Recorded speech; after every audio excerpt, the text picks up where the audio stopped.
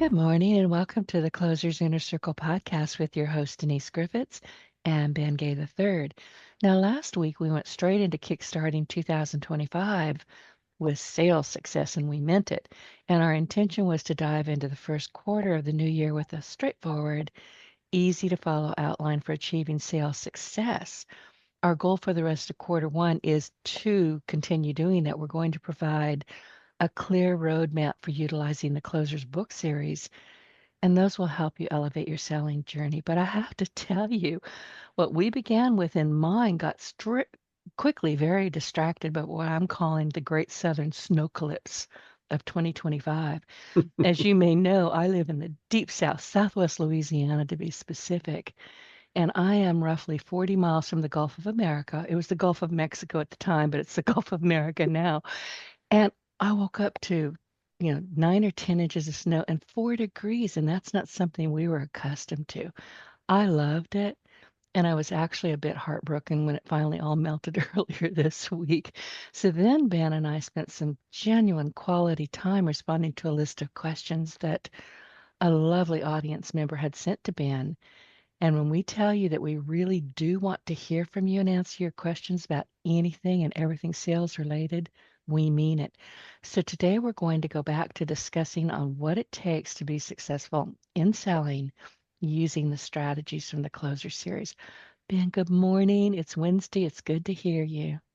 Good morning. Good to hear you. And you really made me smile when you start talking about southern snow. As you know, I was raised in Atlanta, and I know. as soon as there's snow, but better yet, ice. Every southerner who has a car jumps in it and goes out to drive on the ice for some reason. And the other day I saw one. I saw all the snow you had, but I saw one in Atlanta, uh, and it was a pretty good sized truck, one of those delivery things you might see in your neighborhood. And it was sliding sideways down a hill covered with ice in Atlanta. And I'm thinking, you're a professional driver. I can understand a kid who doesn't know any better or somebody who's healed from last year's accident, you know, doing it again. But a professional driver in the truck with a name written on the side, and he's sliding down the hill in Atlanta. It's just amazing to me how we Southern. And my sister was always saying, my daddy taught me how to drive in snow, which is not true. He was from Alabama. He didn't know how to drive in snow either. He was smart enough to stay home, but Jane would go out and drive in it, and banged up a couple of cars over the years. Uh, so I fortunately, we live up near Lake Tahoe in Northern California, and it snowed here uh, 10 times in the 50 years I've lived in the area, but down at our level. So it's the best of all worlds. We can stand on dry ground and look at the Sierra Mountains covered with snow. And that's my favorite way to do it. It's up there. I don't have to shovel it. I don't have to drive in it. But isn't it beautiful? It's like a Yeah, postcard. It's you it can't was deny it's here. beautiful. Yeah, it was. And the first time my poor little dog, Hannah, I said, "All right, Hannah, you can't hold it anymore. You're going to blow up. We have to go outside." And she lost her tiny little doggy mind. She's like, "No, no, no." She went out there. And I didn't have my phone with me. I didn't have my camera. And she just tippy-toed and then she tippy-toed back. We stood out there. I stood out there 5 minutes saying, "Go." And finally I said, "Go, damn it." She said, "All right." She took off and she went. But I don't like But it. she didn't like it. But after that, after she got in there the first time, she was like, "Oh, I don't know what I was afraid." It was funny. It really was. But, I loved it, but, it's gone now. But we had it. We had our memories. So we did have last week, we had most of our conversation was answering this list of really interesting questions. From So Roberta. yeah, Roberta, right. I was really, I don't know why, but we're talking about Roberta Vigilante. I hope I'm pronouncing it right. A Facebook friend and so on who listens to the podcast and sent in some questions. that really made, I mean, they were insightful and semi-profound. I'm normally getting, if there's a price objection, what do you do with it? Or stuff like that. But she got inside my In your head. history, right? And I Yeah, keep telling you the things that we talk about in the closers, very important. But the most fascinating thing about you to me has always been your history, the people you know, the things you've done. And apparently she's a girl after my own heart because she was asking questions that I was like, oh, I didn't think to ask that. So never been thank you, asked. Roberta. Yeah, when did your father figure out you were making more money than he was? I thought, hell, no one's ever asked me that before. But as it turned out, I knew the moment because as I told you last week, I got fired. Uh, he said, "You haven't got the nerve to go on your own, On your birthday. so I'll make it easier for you." Right. August 22nd, he fired me and Jimmy Rucker, my running buddy, Yep. who grew up at our house. So it was like firing two sons simultaneously. But in all these years, and I've taken thousands of questions and question and answers things, podcasts, whatever, no one has ever gotten behind the scenes and said, "What about this? What about this?" So, Roberta, don't let us down. We want to hear from you some more. Yeah, especially if it's about me, because I love talking about me. You, And you you can't know, ask me anything about me because I'll just say, well, I've got cats, I've got a dog. Yeah, that's it. That's all you're going to get. anyway, she was lovely and I really enjoyed it. And then today I thought and you thought we discussed it that we might sort of clear the decks and next week dig back into the books and specific things. But I'm guilty as a sales trainer, and Zig was, and all the people I knew growing up and coming up through the ranks do it. And I see people doing it today, overcomplicating selling to justify, I believe that's what we're up to justify high fees and what we do for people. It's worth every penny if the speaker or the trainer knows what he or she is doing. But it frankly is, uh, I'm still somewhat embarrassed. I charge $15,000 to talk to a group for an hour. But if you caught me in the lobby, I'd talk to you for an hour for free. It's, it's what I do. I love talking. I love the sales aspects and so on of what we do.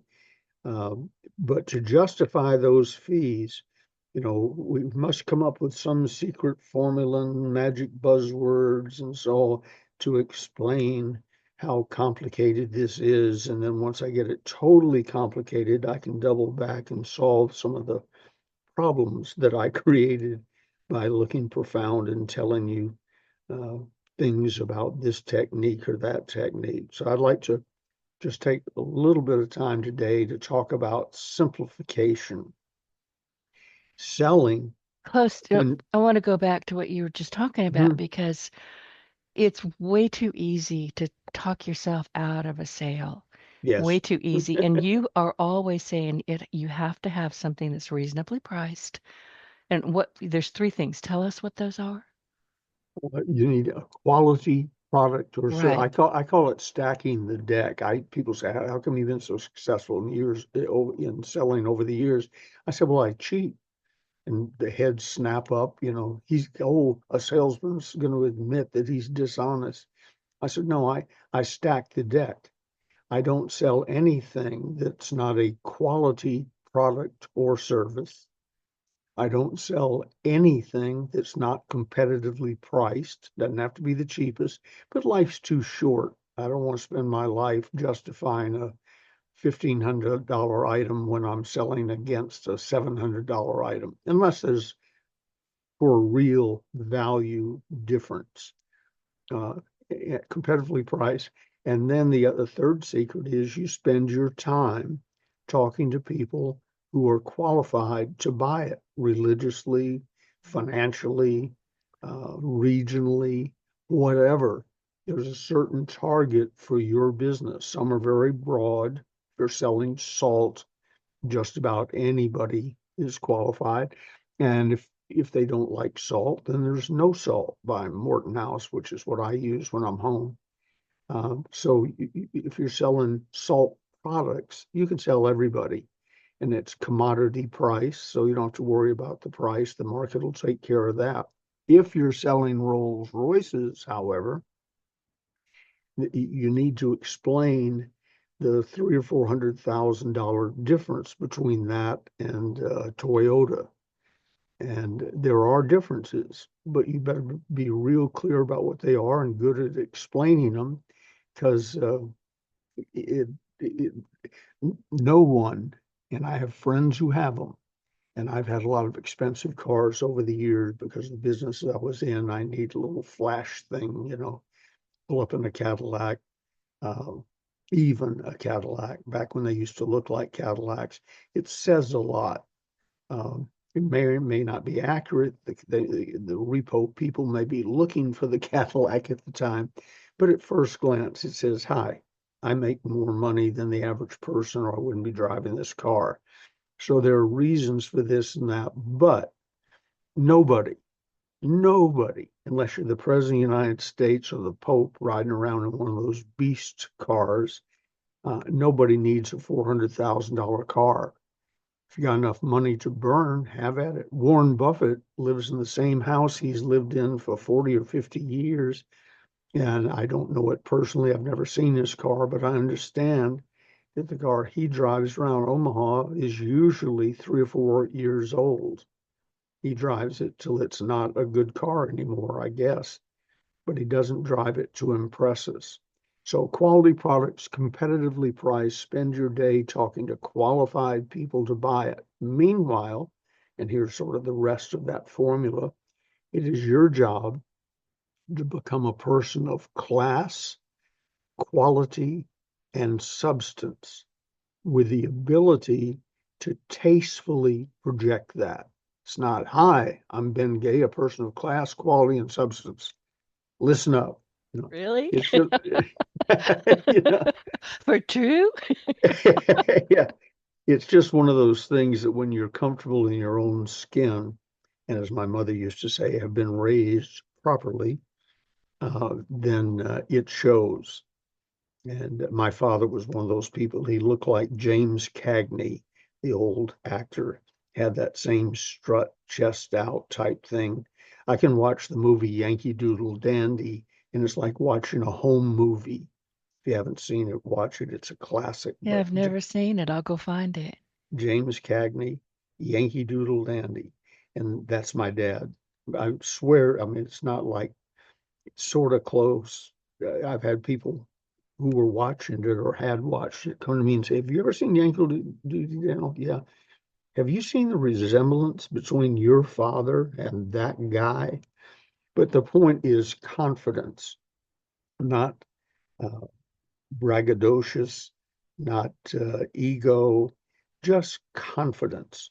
When he walked into a room, he's one of those people you hear about people all the time that they walk into a room and the room lights up, or he's there. He was one of those. I'm a quieter version of that, but I always think of him because one of the most frightening things to me, frightening may be a bit of an exaggeration, is when I get ready to leave my suite in a hotel to go down to the meeting room. And unless it's somebody I've worked with over the years, I've got customers where I watch them grow up and their kid. I have customers in seminars now who were kids when I first met them, and I was really training their father or grandfather. Now they're there, and sometimes with their kids. But still, if it's a truly new environment, I'm sort of like in the old days. The first time I got to speak in public, I thought I was going to die. It's a scary thing to walk into a room full of people that you don't know, especially if you're the sort of the star of it, and or one of the featured people. So I've worked on that. There's a way I walk into a room. I've trained the people who work with me closely in seminars and so on. I teach them and show them there's a way to walk across a hotel lobby filled with people who are there for your seminar, a mix, but your people are in there somewhere. I can walk across a lobby and be invisible. Not a single person will approach me, say anything to me, or anything. And there's my ta-da version, where I walk into the lobby.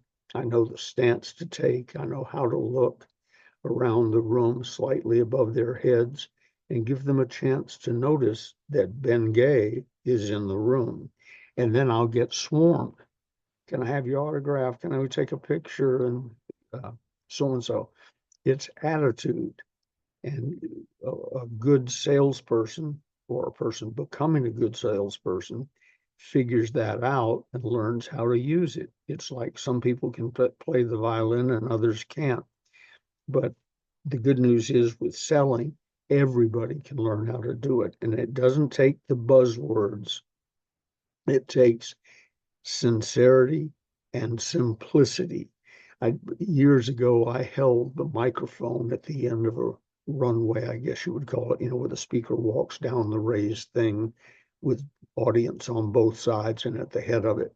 I sat at the end of one of those runways stages with a handheld microphone on a boom and record, or helped record. I was the mic guy for Fred Herman, the great old salesperson, sales trainer from Cedartown, Georgia, as he recorded a classic, back then, record album. Now I assume you can get it on video, and not video, but you can get it on other things that are audio.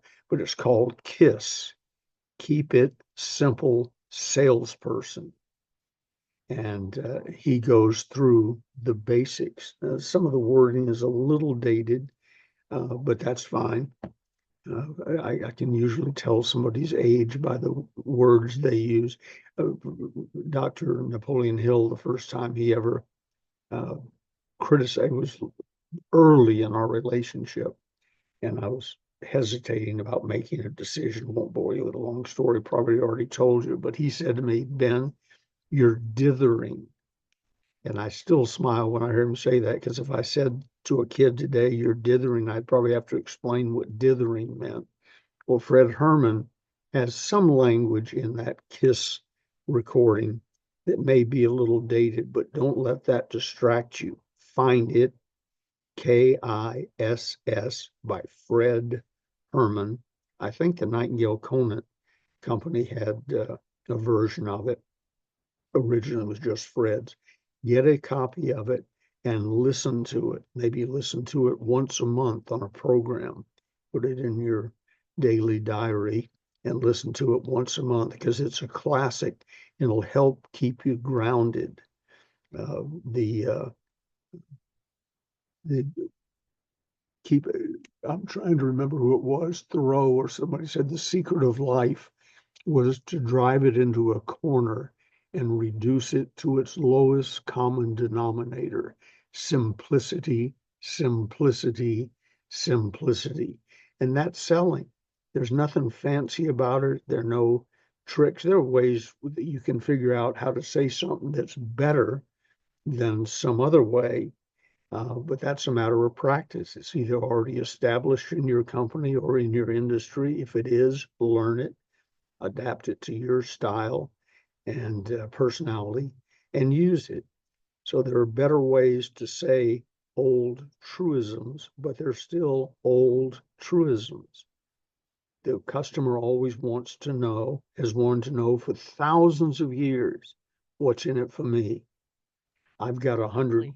$100 or 100 Yep. lira or 100 whatever is the denomination of the day and country. I have $100 in my pocket, and you need to explain to me why your widget is more valuable to me than my $100. And if you do, I'll buy it. And it doesn't make any difference. People say, well, people have evolved. You can't sell to them like you did in the 30s, 40s, 50s, 60s, whatever. Well, what you're really saying is, I'm lazy and I don't want to learn how to sell, because while the customers aren't the same as they were in the 30s, 50s, 60s, 70s, 80s, 90s, or yesterday, we too have been evolving with them. If you took somebody from the 1930s and dropped them cold into 2025, there would be some hits and misses because the terminology has changed, the Yeah. emphasis has changed, and so on. We But have that here in the so it, South. I mean, you can listen to, two towns away and you say, what? What? What? yeah, You know, yeah.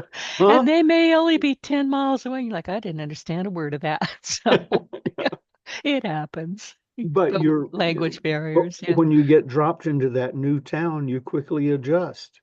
And we have salespeople have been adjusting, or the individual salesperson has been adjusting along with them. So it's not, you can't do, I don't do old fashioned selling. Well, first of all, you don't know what old fashioned selling is. You weren't there. It used to be, I'm old enough and have I started selling big time with serious money in the 60s. And I was around some people who were killers. I mean, they were hard charging, hard closing, and so on. And the few of them that are still alive and even towards the end of their careers, they weren't doing that. Society had changed and they had changed. Their old way of selling had become a joke on television shows. You know, the used car salesperson in the loud plaid coat, tell you what I'm gonna do. You know, well, that never really worked anyway, but as close, it used to be closer to the truth. Well, the customers change, we change. Unless you've been locked up in a vault for the last 40 years, you're with the current group. Just keep it simple. Sell something you believe in, sell something that's reasonably priced, learn how other people who have sold it have explained it, so you develop your presentation and you can figure out how it works. You're talking to a high school graduate who went to college, was elected president of his freshman class, but dropped out before they could swear me in. And 3 weeks later, I wasn't there when they were swearing in whoever got the presidency, but I was elected to it. The backup behind that is I got thrown out of public school, or they told my father it was a waste of time and effort to try and teach me. Got thrown out of public school, so I was sent to a high-priced boarding school. And fortunately, my father had some money, so I wasn't wandering the streets. Got thrown out of there for disciplinary reasons, and probably I don't have proof of it unless I was terribly interested in the subject. My uh, grade average in either school was probably a low C, barely passing. And I know for a fact because I stayed in touch with some of the teachers. I uh, I was passed. Some people passed, so I didn't come back next year.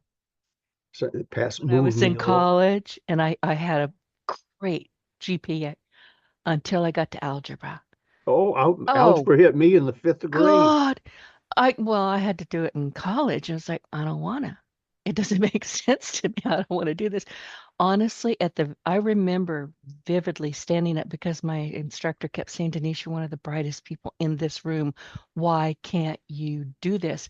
And I stood up, I did my Wonder Woman pose and put my hands on my hips. I said, because it's a bunch of made up crap that some guy who couldn't get laid, who was living in a cave with a candle, made up. They passed me because they did not want me coming back the Yeah, next coming back and semester. saying that again. Yeah. And I mean, I got a standing ovation and then I left the room. I did an Elvis. I just left. But yeah, I was like, Uh, you can't tell me this crap's real. It is, but I didn't care. I didn't want it. I had other things that I was interested in. Half my teachers moved me along so they didn't have to see me again, and the other half, they said, friends. You know, they became friends. Said, well, we figured you'd make it when you found what you wanted to do. And numerous people had said among themselves in the teachers' lounge, he'll be a great salesperson, but don't try and force him to learn Latin or this or that or whatever. Right. He'll probably do what his father did and become a salesperson. Like, isn't that sad? in spite of the fact selling is, with very few exceptions, the highest paid profession on earth. We've talked about that. Hey, I Yeah. wanted to go back just a little bit because, and I don't think I've shared this story with you yet. Some time ago, I think I've shared with you that I've been mentoring podcasters, aspiring Hmm. podcasters. It's not easy. It just isn't easy. There's a lot of information you have to cover. There's a lot of techie stuff that people. This one gal that I'm working with right now, she said, Denise, I would have quit in week 2 because this stuff is not easy. I said, no, but I'm walking you through it, and most of it is one and done. So let's get it done. But I have to tell you, my original conversation with her, and that's why I was asking, what do people need to know when they're selling something? You need to be simple. You need to have something that you're offering that can really be help them, and it has to be reasonably priced. Or if it is expensive, you need to be able to just justify that. And she was referred to me by a client of mine in Canada, and she called me, and I could tell right then and there she did not want to be talking to me, but she said she would, so she was, and I was just listening. And she straight out of the chute said, "Listen, I don't really want to be doing this. I don't know anything about it. It's going to be too expensive because of the money between America and Canada." I said, "Well, do you need me to tell you about it, or do you want to just, we can talk about, I don't know, stuff, and then, say goodbye?" And she said, "No, tell me about it." So I did, and I was not pushy. I was very clear on the value to her, what it was going to cost her, and I didn't budge on the cost. She didn't ask me to. But I said, "Listen, at the end of this, you will have a podcast." And guess what, Ben? She has a podcast. She's so excited. So I said, "Listen, why don't you give it some thought? And if you're interested, you know how to reach me. Give me a call." She said, "No, let's just do this." I said, "What?" I just got, hang on a second. I was prepared to talk about the movies and politics and whatever just to get out of this. She said, "No." And she was telling me that she was an empath, and she is actually. And she must have read my aura from Canada to the United States. She said, "No, let's just do that." And I said, "Wait a minute. Are you sure? Because you were very clear at the beginning. You wanted nothing to do with this. You were Yeah. just here." Moments ago, No, you said. I remember what you said because you hurt my feelings. But she didn't hurt my feelings. I had no expectations going in other than I know what I bring to the table. And if you want it, grab it. If you don't, I'm good with that too. So she got, into her credit card. We got us paid, and as of Monday of next week, she goes live. She's so excited. Fantastic. I know.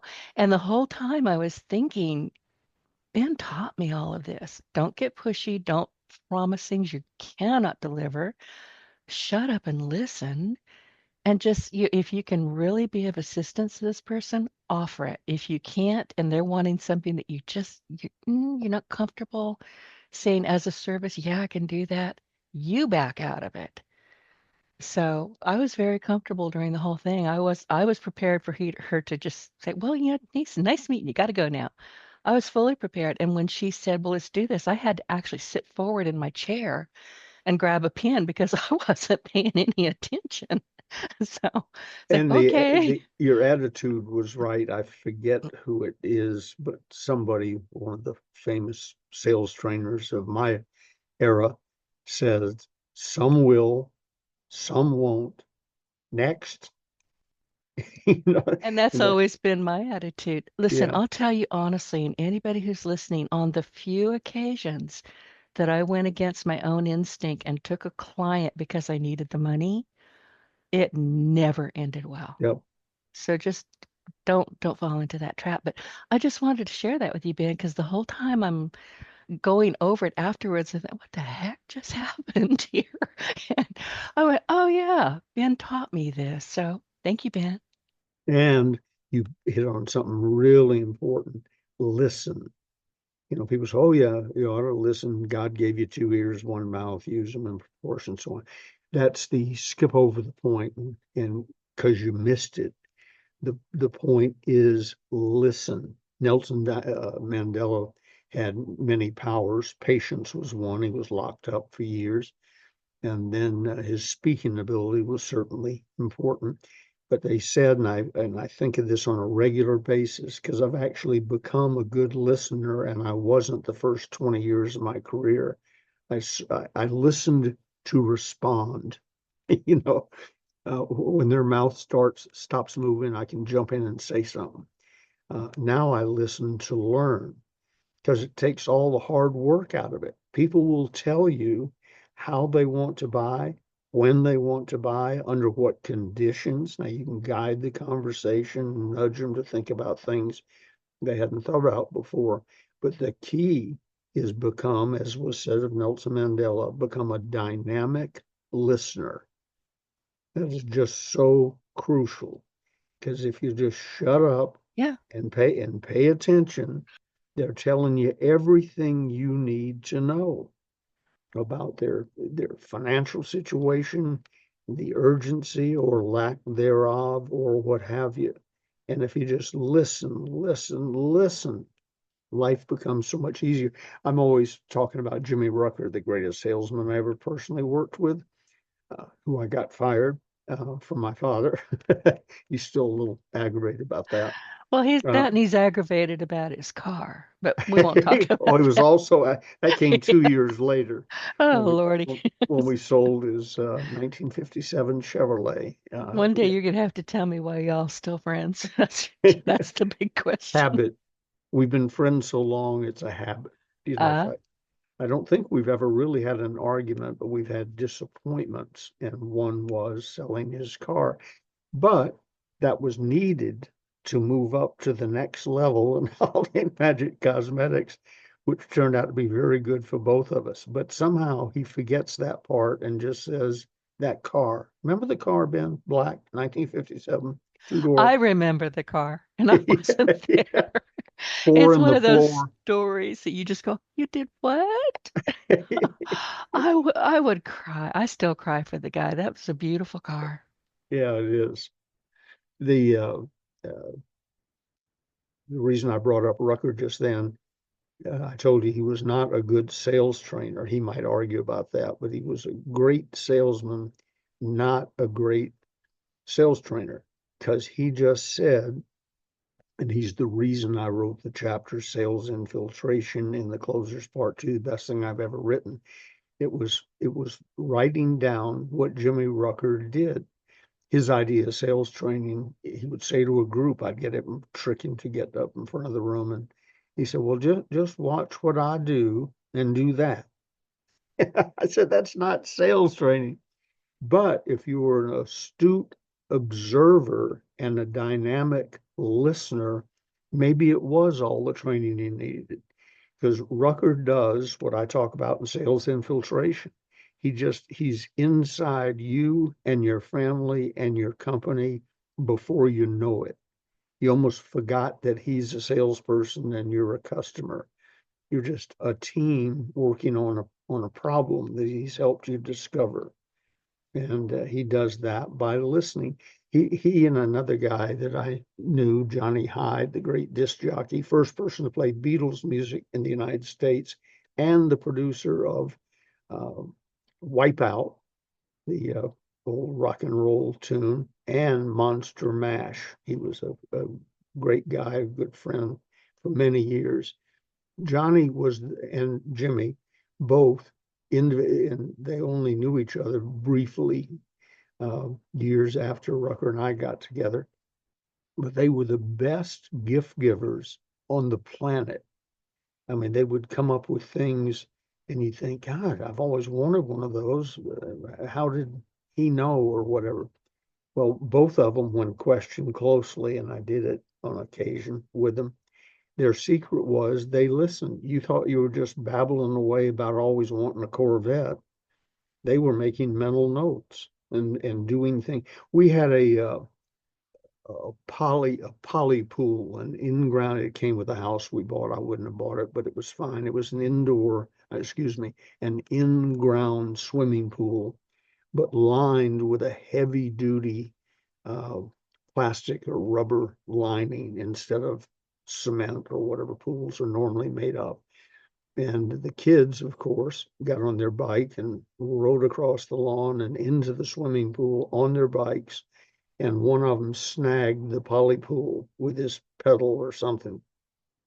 And So I was talking to somebody else about how to get a poly pool fixed. Who do you call? Because we didn't buy the original one. And a few days later, come home and there's a construction crew outside the house. I thought it was for a neighbor. And I said, what's going on? So this guy was coming out with stuff over his shoulder and said, oh, we're fixing your pool. And I said, I didn't ask to have the pool fixed. And he said, I don't know. We're paid and the pool's all but done. We're filling it back up.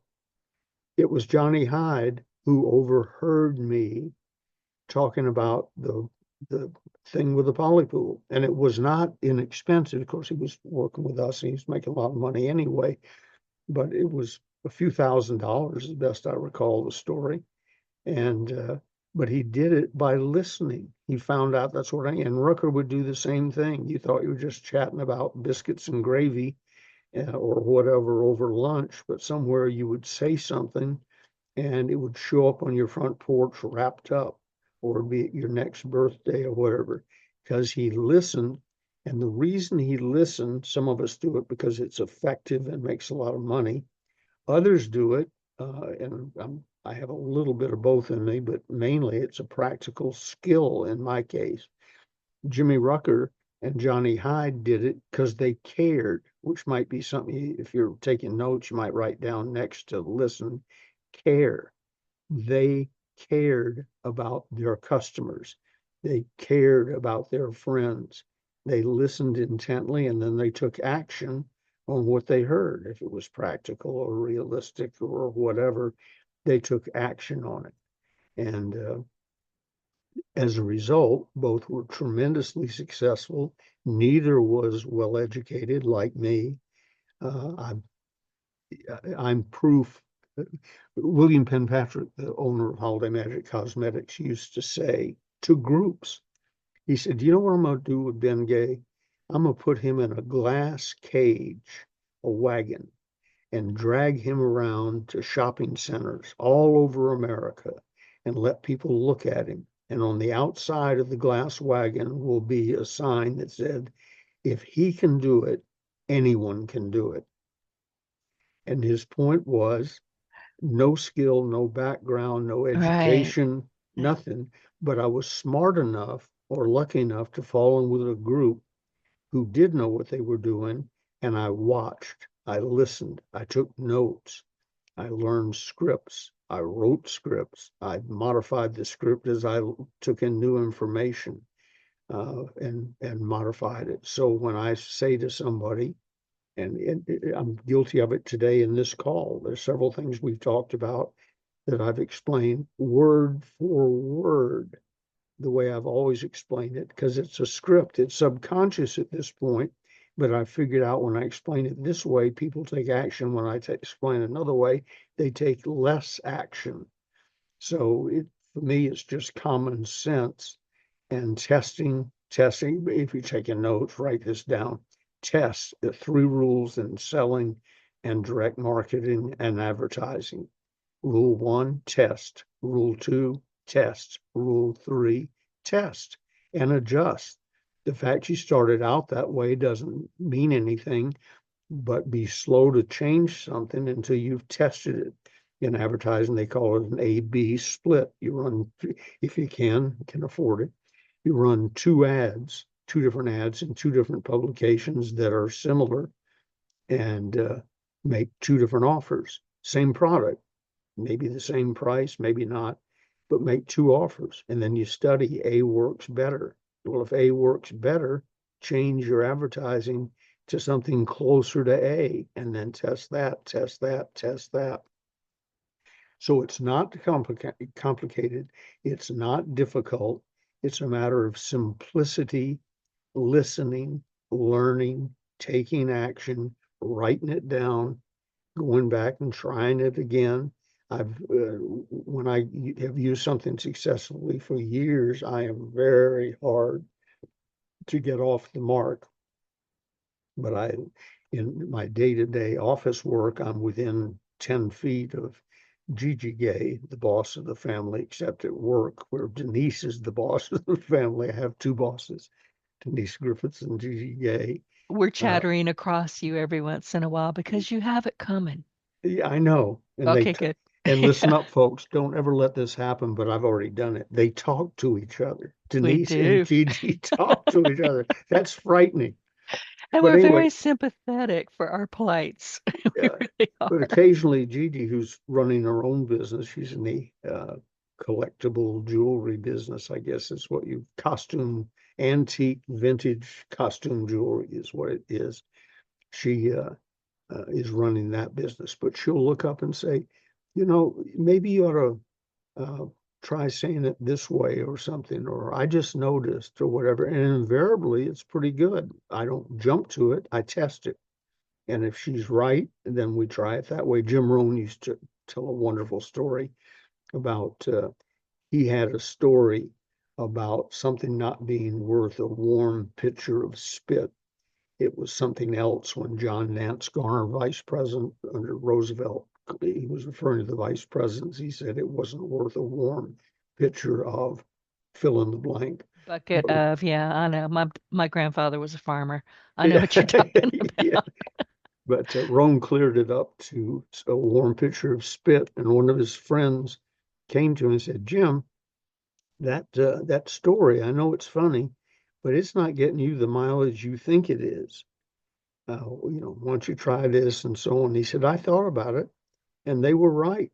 So I took that story out of that seminar and put it in this one." So he wouldn't give up on his story, but he realized it wasn't for the larger general audience. Yeah, And Gigi yeah. does that for me. So Well, and you're practice. talking about, and I have to interrupt one more time, you're Hmm. talking about listening. Deep listening is so, so important. But part of listening, sitting down, shutting up, getting out of your own way is also observing. Yes. I mean, and I think people don't realize that they go hand in hand, and without one, you really don't have the other. No, that's absolutely right. It's to me, it's sort of one, it is a word and a concept. It's not just listening, it's not just observing. Being aware of what's going on around you is probably a way to clarify it a little bit. But the when in doubt about some of the things we're talking about, folks, pick up your copy of the Closers Part Two. If you don't have one, order one today, and you can do that at stores stores dot ebay.com/Ronzoni books, all one word, RONZONE books, BOOKS.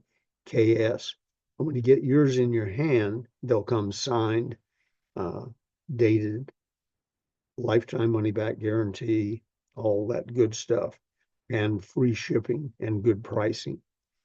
Not as good as if you find one at a garage sale for 50 cents, but a good price, free shipping, lifetime money back guarantee, signed and dated by yours truly. Now, once you get your copy, turn to page 257. The whole book's good. I'm proudest of it, of probably the 35 books I've written or co-written. But turn to page 257 and study. It doesn't mean read once, study. Maybe read it 4 or 5 times the first time. A chapter called Sales Infiltration. Then put it on your daily calendar to read it once a week for 6 months or so, and then put it on your daily calendar to read once a month for the rest of your sales career.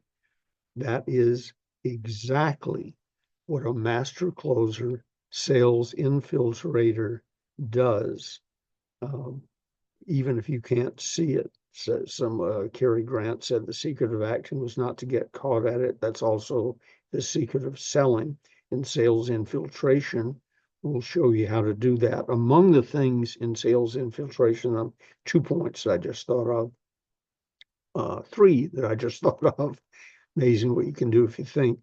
One is be up front, set the table when you're selling. Now, if you're selling $19 food choppers, be aware of this concept, but you don't have to devote that much time to it. The excitement of the crowd will carry you along. If you're doing sales choppers like a boardwalk salesperson might do, food shoppers. But the rest of us selling higher priced things, be upfront, set the table. Hi, here's how I operate, and I think you should know. And then you explain to them what you do, how you do it, when you're going to do it, etc. And you explain upfront the objections that they might have. J. Douglas Edwards taught us years ago. I wrote it down in a book called Sales Closing Power, which is also at that website I just gave you. Sales Closing Power. He says if you have a built-in objection, bring it up first and brag about it. Rolls Royce, built-in objection, price. Brand new item no one's ever seen before, built-in objection. How am I going to know this works? I've never heard of this before. I've never used it before, etc. A bad past. Maybe some product originally got off to a bad start, got a little publicity. Now you got to overcome that. Bring it up first and brag about it. As you know, in the papers, you may have read that this happened or that happened or what have you. Well, the good news is we've fixed it. This product is so good now, I can't believe it. So bring it up first and brag about it. Set the table. Explain to, I tell people up front at the end of this, after I'm sure we've answered all you've asked all your questions and I've answered them all, I'm going to ask you to order. I'm not lonely. This isn't a hobby. I sell for a living. But the good news is I only sell quality products that are competitively priced to qualified people. And the good news is you and I know you're qualified. So you set the table, you bring up front those things, and a minor one, but again, I had thought of it when this subject came up. If you're selling to couples, and this can apply to men or women who are business partners, but mainly I'm thinking about husbands and wives, you must be aware of the pact they have made before they met you. If you're selling timeshare, because that's a term we've created in the timeshare business, you must break the pact. Because driving up the driveway to your resort, they have said, no matter what they say today, we're not going to take action, right? Right. You got it. We're just here for the free dinner, right? Right. Or we're just I here went for to the, one meeting 100 years ago and I said, we can't afford to buy anything. I don't want to buy anything, but they got a blender. We need a blender. I got the blender, but I'm pig-headed enough that where I said, no, no, thank you. Well, do you want to talk to your husband about it? I said, no, he says no. And I got the blender. he I also agreed. still, yeah, he did. I still have that blender. I don't think it works, but it's a memory. So I've still got it. But you and your husband made a pact, and a good sales infiltrator would have gotten through that, assuming you had any interest in the product or service. No, I didn't. I just Yeah. wanted that darn blender. It's Well, red, by if the you're way. blender oriented, that's part of Yep. the deal in that business. They're aware of that. In fact, I've even taught people in the timeshare business when it's really obvious. I mean, I hesitate to say this because I don't want to let people off the hook in doing your job, but there are people who, and you might have been one of them, where if I'd ask you, you just here for the blender, you just say, yeah, and there's nothing you could say or do. I might say, well, let me just Hand it run, over. Thank you. Bye-bye. yeah, Yeah. let me just run through a few key points you don't know, and then I'll hand over your blender, and then run through little, and who knows, lightning might strike. But there are people who are there for the blender. Hand them the blender. Some will, some won't. Next, but all Don't the waste your people in that time. industry have Exactly. stories. They Don't all waste your have time on blenders. people who don't want what you have. And I was prepared for that with this conversation. And I was relaxed because I thought, well, she was pretty rough going in. And I went, okay. I didn't get offended. It takes a lot to offend me. If you do, I will bless your heart and hang up on you. But we just didn't go down that road. And then all of a sudden she said, okay, let's do it. And I was like, what? What did I miss? What the heck? Well, Yeah. see, And you I thought asked her later, I said, "Why did you do that? What?" She said, "I don't know. I just instinctively trusted you." I said, "Well, that's good." which Yeah. brings us to people buy from people they know, like, trust, and with whom they feel safe. And what you did was you hit all four of those points. And so she flopped over to the other side. She did, and she came into it knowing who I am and what I do, that my podcast, Your Partner in Success Radio, is now 17 years old, elderly, wearing a mini skirt, going to school, driving a car. I don't know what the heck it's doing. And she knows that I'm in the top 1.5% of the most popular podcasts in the world, and because you're part of Your Partner in Success Radio, you're lumped in there with it. You're in that same arena. She knew all that. It didn't mean a darn thing to her. It was information. She's like, "Oh, yeah, okay, that sounds good." But she didn't know me, like me, or trust me until we had the conversation. uh, where you fell into know, like, trust, and with whom she felt safe. I mean, it's Exactly. really that Yeah, simple. it And is. people say, "Well, yeah, but you've been in selling so long, you must have a lot of friends." Well, I do, but what's your point? Well, you said that know, like, trust, and with whom they feel safe. And that must take fill in the blank, months, years, and so on. I said, no, no. If you're No. good, it starts in, oh, a minute or two. And if you're really good, by the time 15, 20 minutes has passed, you're the best of buddies. I Tell make you, I was friends talking with her quickly. yesterday. Oh, I'm sorry. And you're right. I mean, it happened that quickly. And I was chatting with her yesterday. We're having a couple. We have one more call tomorrow to wrap everything up. And I'll tell you, because I record these things and I send them to her, and she was getting a little panicky at one point. She said, "Okay, Denise, what if some of this stuff I forget?" I said, "I'm not leaving you. You can always, I don't want a divorce. You can call me or email." She literally, I was watching her on the video. She literally dropped her face into her hands, and I think she cried a little bit. She was so relieved.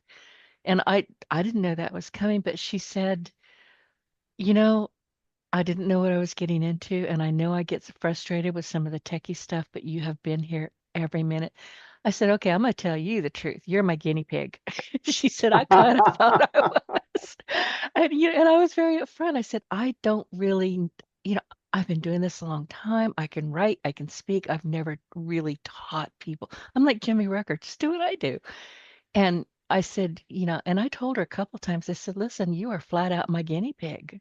And she loves it. She's like, "I'm Well, happy to be that." yeah, see, now she's in the inner circle. Absolutely. And she's coming on my show as soon, and she sent me her book. Once she's done, and she's got, a couple months. Well, I can't take any more guests until the end of April anyway. I'm booked. But she's going to be coming on my show. And she said yesterday, "I'm kind of worried about coming on your show." I said, "Why?" She said, "Because I'm so comfortable with you. I might say a bad word." I said, "No," because every once in a while I'll hear, "No, no, no, calm down, calm down." She's Yeah. just, Tell her to listen to our shows. yeah. But You and I yeah, have laughed about it the first time I was on with you, because we hit it off immediately before that. But the first time I was on with you, we were chatting away and just couldn't have been happier or more relaxed. But I'm thinking we probably ought to get this thing started. And you said something like, "Well, we're at the 10 minutes to go mark," or something. And I thought, I don't know if I said it out loud, but I said, "Are we on live?" She, "Oh, yeah." You said, "Oh, yeah." yeah, yeah. We've But been that was, talking all along. Yeah. yeah, well, I think that's what makes it charming. What you did with her, this is another little phrase. I ought to talk to you more frequently. I've developed two additional seminars while talking to you. Uh, you took her behind the magic table. I have what I like to call, and this isn't devious, it's just the way my personality is. I have a secret relationship with everybody I know. And I don't mean they're up to anything devious. It's just the relationship I have with person A is somewhat different than B. And there's certain people I can say things to, and others Right. I wouldn't, and so on. So I have a secret relationship with each person. And one of the highest compliments you can give that person is when you take them behind the magic table. When you say, for instance, as you did to her, "You're my guinea pig." Well, see, she's not supposed to know that. But when she does True. know that she is, it's a compliment to her. She's getting to say and do and be part of something the average person isn't. Your average customer isn't, or at least not in exactly that form. And I say to them, I'm going to take you behind the magic table. In other words, there's lots of things going on in the sales world and all that you don't Mm-hmm. understand. But in fact, this whole session you and I've had today is taking people behind the magic table. Relax.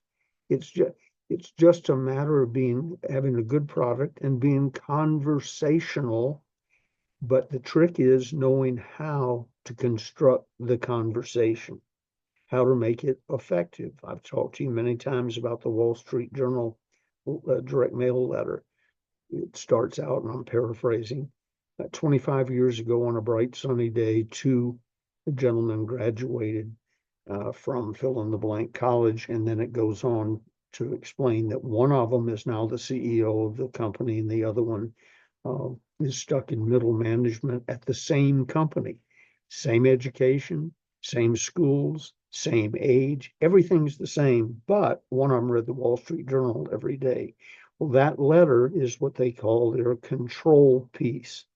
They've been mailing it, I know, over 40 years, maybe made a few little minor changes here and there. Um, the Almost 50 years, I think, and they've never been able to beat it. They run test letters against it all the time, but they've never been able to beat it. They found the most effective way to explain why you ought to subscribe to the Wall Street Journal. Well, being effective at the way you explain something doesn't make you insincere. People say, I don't want to work on a script, which is Latin for I'm too lazy to learn a script. But the excuse they use is, I don't want to sound stilted. I can always tell when someone's on the script. Really? Name your favorite movie, scripted. Name your favorite television newscast, scripted. They're reading the script sometimes for the first time themselves because the camera is behind the rolling text, the lens. And so they're reading it to you. Everything that's effective in selling, marketing, direct mail, everything is tested and scripted. So why wouldn't you want to participate? Of course you would. The reason they don't send uh, to the entire prospect list of the Wall Street Journal some untested letter is they found one that works. And until they find something better, they're not going to change it. And don't you either. If you're selling, find something effective, test, quality product, competitively priced, spend your day with qualified prospects, and set the table, break the pact if that's possible. I mean, if that's logical in the selling situation you're in, listen, observe. And then when they're really special, here's a little tiny one, and I'll wrap this up on behind the magic table. People refer to me out of age and respect, usually if we've just met or something, as Mr. Gay. And if I tell stories about myself, I'll say, somebody came up to me and said, Mr. Gay, da da da da da. So I sort of set the table. I am to be respected in this business, maybe not on numerous other subjects to say the least, but in the field of selling and marketing and mentoring other people, I know what I'm doing, and people know that I do. I'm worthy of being Mr. Gay.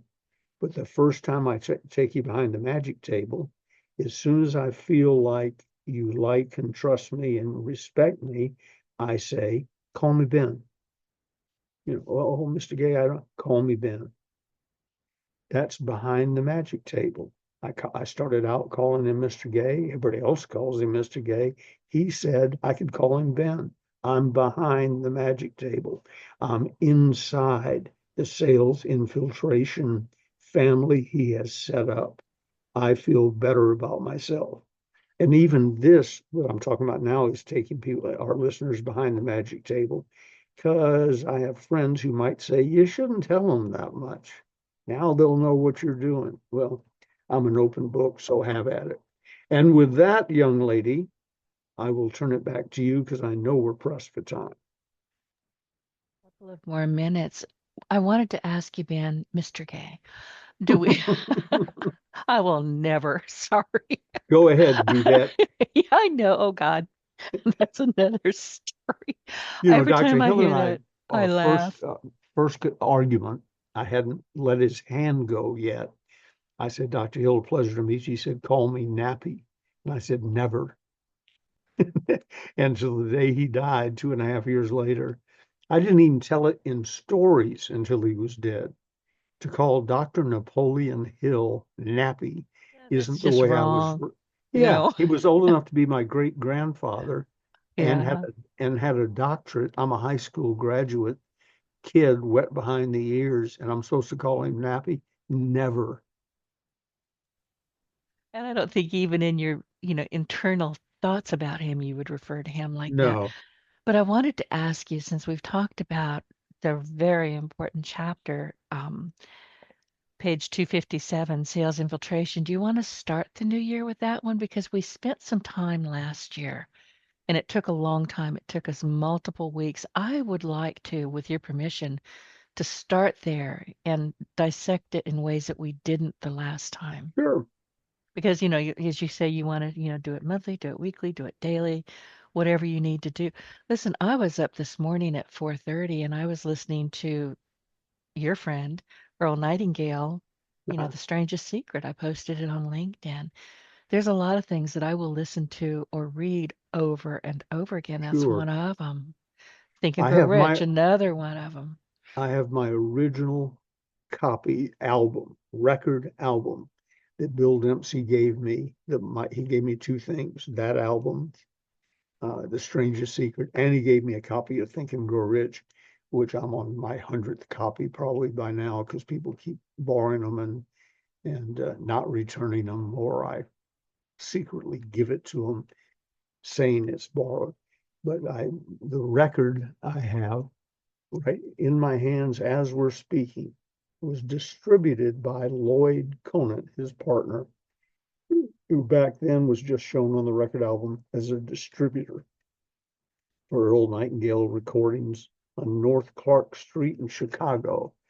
And it's one of my most precious possessions. I don't listen to it via record anymore because I don't have a record player. But if you, when I was talking about with reading sales infiltration on a regular basis and listening to Kiss, that's sort of the way I started out with The Strangest Secret. Bill Dempsey said, you're young, you're inexperienced, you need these two things. Go home and listen to the record. And I did. And it was literally life changing, especially after about the 50th time when I fully understood what he was saying. But go home and listen to it. It's life changing. And you only need two or three of those life changing things in your Right, life ever. right. And honestly, I mean, when I was listening to it this morning, it was pre-dawn. It was not quite light enough for me to tell the dog, "Come on, we're going outside." She wouldn't have it anyway. Hmm. But I was ready. Yeah, and I thought, well, let me go see what I can find that, just see what I'm going to do today. And I stumbled across that, and this is one that it was prefaced with his wife Diana. And I thought, okay, I'll listen to that. And every time, Ben, every time I hear it, I hear something different because Yep. I'm different than I Yep. was the last time I heard it. Maybe there's a message in there that I needed to hear this time. So once is not enough is my point. Okay, so next we are going to run out of time, and last time it cut us off. So listen, everybody, tune in next week as we dive deeper into specific chapters of the closers part two, and specifically we're going to be opening up to page 257 and start on sales infiltration.